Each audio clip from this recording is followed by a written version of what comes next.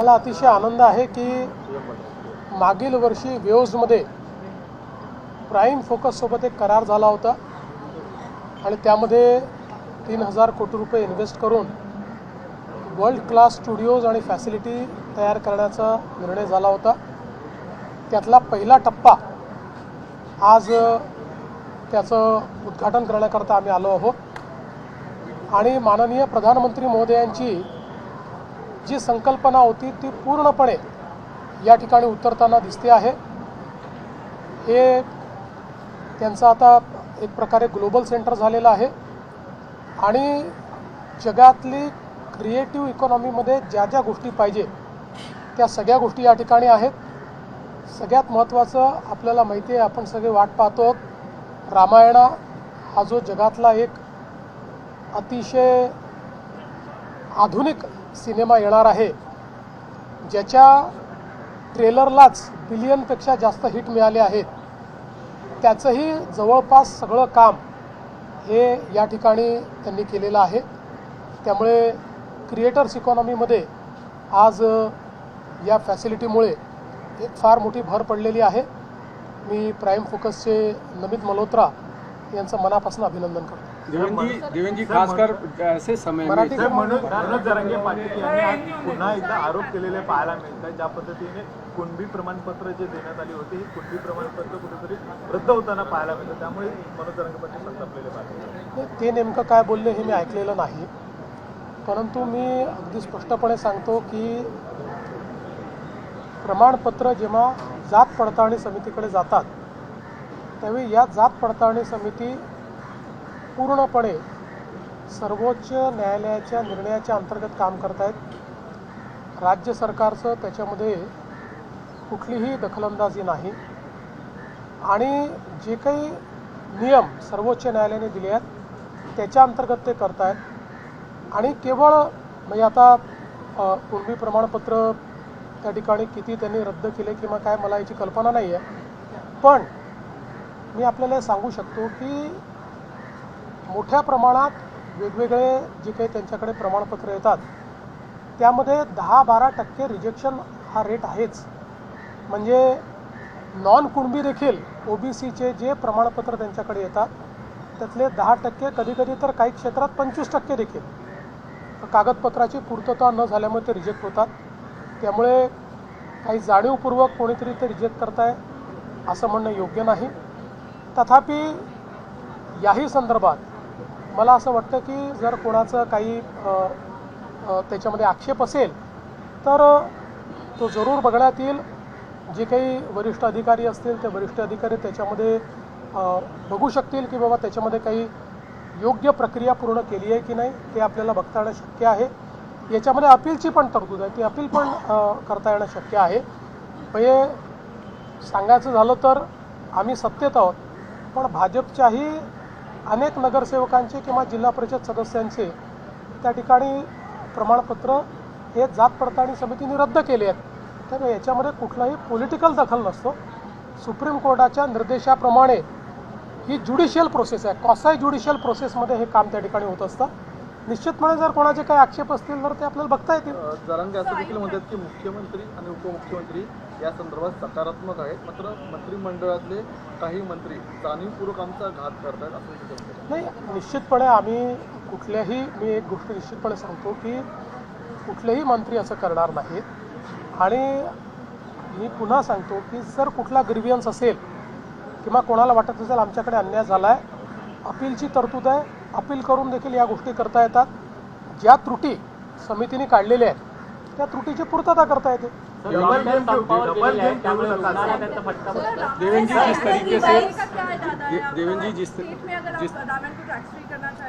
देखिए, महाराष्ट्र ऐसा स्टेट है जो सबको हमने पहले से टैक्स फ्री करके रखा है।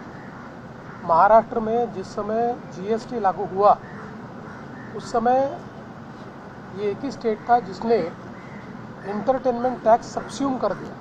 अब महाराष्ट्र में कोई एंटरटेनमेंट टैक्स हम लेते नहीं, इसलिए आज जितनी फिल्में आती है वो सारी की सारी फिल्में एंटरटेनमेंट टैक्स से फ्री है। देवेंद्र जी, दूसरे राज्यों में जिस तरीके से फिल्म सिटी को जिस तरीके से दूसरे राज्यों में अलग अलग अट्रैक्शन देने की कोशिश हो रही है, आज फिल्म सिटी में आए हैं, इसे कैसे देखते हैं? क्या मुंबई की फिल्म सिटी दूसरी जगह ट्रांसफ़र हो सकती है क्या? दूसरा, वेब्स को लेकर के जो MOU साइन है उसका यहाँ पर किस तरीके से इम्प्लीमेंटेशन शुरू हुआ है? जैसे दुनिया में या भारत में दूसरी मुंबई तैयार नहीं हो सकती, वैसे ही फिल्म की इकोसिस्टम ये मुंबई के बाहर दूसरी जगह इस पैमाने पर खड़ी नहीं हो सकती। मुंबई एक नेचुरल इकोसिस्टम है। अलग अलग राज्य भी अगर प्रयास करेंगे, उनका कुछ काम होता है तो हमको उसमें कोई दुख नहीं है, पर ये समझना गलत होगा कि मुंबई से इकोसिस्टम चली जाएगी, ये नहीं होने वाला है। और हम लोगों ने तो अब ये तय किया है कि ये जो फिल्म सिटी है, अभी जैसे आज हमने प्राइम फोकस का उद्घाटन किया, ये देश का सबसे आधुनिक स्टूडियो है। ऐसे कई आधुनिक स्टूडियो यहाँ पर हम बना रहे हैं। इसका कंप्लीट रीडेवलपमेंट का प्लान कर रहे हैं। दुनिया की सबसे एडवांस्ड फिल्म मेकिंग की इकोसिस्टम ये हम लोग फिल्म सिटी में तैयार कर रहे हैं। डॉक्टरांच्या संपावरती हायकोर्टाने डॉक्टरांना झापलंय, तुम्ही पगार घेत आहात, तुम्ही पेशंटची दखल घेतली पाहिजे, जर काही कमी जास्त झालं तर त्याला जबाबदार तुम्ही असणार आहात. मुळामध्ये शेवटी शासनाला हे डॉक्टर किंवा ते डॉक्टर अशा पद्धतीनं आमचा काही चॉईस नाही आहे. आमच्याकरता सगळे डॉक्टर उत्तम आहेत. आमचे जे MBBS डॉक्टर आहेत, ॲलोपॅथीची प्रॅक्टिस करणारे डॉक्टर आहेत, हेही उत्तम काम करत आहेत. आम्हाला माननीय उच्च न्यायालयाचे जे निर्णय आहेत ते बंधनकारक आहेत. त्या निर्णयाच्या अनुसार या ठिकाणी जी काही रजिस्ट्री आहे ती आम्ही ओपन केली. आता या संदर्भात माननीय उच्च न्यायालयामध्येच पुन्हा सुनावणी चाललेली आहे. त्यामुळे कुठलीही बाजू घ्यायच्या ऐवजी आम्ही माननीय उच्च न्यायालय काय सांगतोय याचा विचार करू आणि जे उच्च न्यायालय सांगेल तेच करण्याचा आमचा प्रयत्न असेल. डॉक्टर्स के स्ट्राइक को लेकर किस तरीके से देख रहे हैं डॉक्टर्स स्ट्राइक को?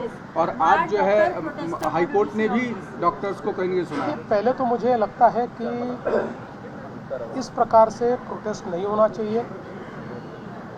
पेशेंट को तकलीफ हो इस प्रकार का प्रोटेस्ट करना ये भी ठीक नहीं है, क्योंकि मांग क्या है? तो माननीय उच्च न्यायालय ने एक आदेश दिया था कि जो हमारी डॉक्टर्स की रजिस्ट्री है उसमें अन्य पैथी के लोगों को जो एंट्री दी गई थी उसकी खिलाफत वो लोग कर रहे हैं. हमारा मानना ये है कि अगर हमको माननीय उच्च न्यायालय कहता है कि उसकी अलग रजिस्ट्री करें तो हम अलग रजिस्ट्री करेंगे. जो न्यायालय कहता है उस अनुसार हम काम करेंगे. आज जिस प्रकार से ये स्ट्राइक हो रहा है, मुझे ऐसा लगता है सबने माननीय उच्च न्यायालय का सम्मान करना चाहिए. जो उच्च न्यायालय कहता है उसके अनुसार काम करना चाहिए. राज्य सरकार भी हमारे लिए तो जितने सारे चिकित्सक हैं वो किसी भी पैथी के हो, हमारे लिए सारे समान हैं और हम उनमें कोई भेद करते नहीं हैं. और विशेष रूप से जो डॉक्टर्स हमारे मेडिकल कॉलेजेस में काम कर रहे हैं, जो हमारे हॉस्पिटल्स में काम कर रहे हैं, हमारे लिए वो सारे बहुत महत्वपूर्ण है. मैं उनको भी कहना चाहूँगा कि उनके ऊपर अन्याय करने का सरकार का कोई इरादा नहीं है. हम सब लोग let's wait for the court.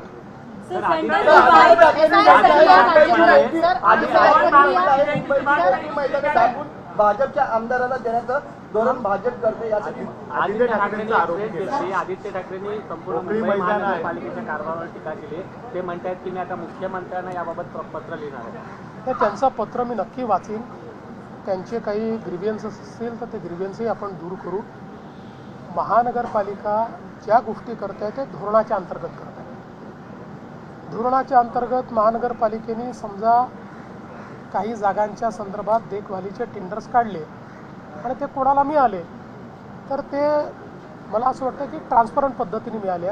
महत्त्वाचं काय आहे तर तुम्ही इतरांचा ॲक्सेस थांबवणार आहात का? जर त्या ठिकाणी इतरांचा ॲक्सेस थांबत नसेल आणि त्या मैदानाची नीट देखभाल होणार असेल तर कोणाचा आक्षेप असण्याचं कारण नाही. इतरांचा ॲक्सेस जर थांबवण्यात येत असेल तर मात्र आपल्याला ग्रीव्हियन्सचा विचार करावा लागेल. मला आता याची पूर्ण कल्पना नाही. महानगरपालिकेचा हा मुद्दा आहे, हा काही मुद्दा राज्य सरकारचा नाही आहे. मी त्याची माहिती घेईन. सर, SIR प्रक्रिया राज्यभरात राबवली जाते. अशात जे सायबर चोरीचे प्रमाण आहे ते वाढले, तर लोकांचा डेटा चोरून लोकांच्या बँकेतून पैसे काढल्याचे अनेक प्रकार जे आहेत ते फसवणूक होते. कशा पद्धतीने तुम्ही आता कारवाई करणार आहात? त्याचा SIRशी काही संबंध नाही आहे. पण मला असं वाटतं की हे जे काही सायबर डेटा चोरीचे प्रकरणं आहेत यामध्ये केंद्र सरकार आणि राज्य सरकार अशा दोन्ही एजन्सीज याच्यावर कारवाई करत आहेत.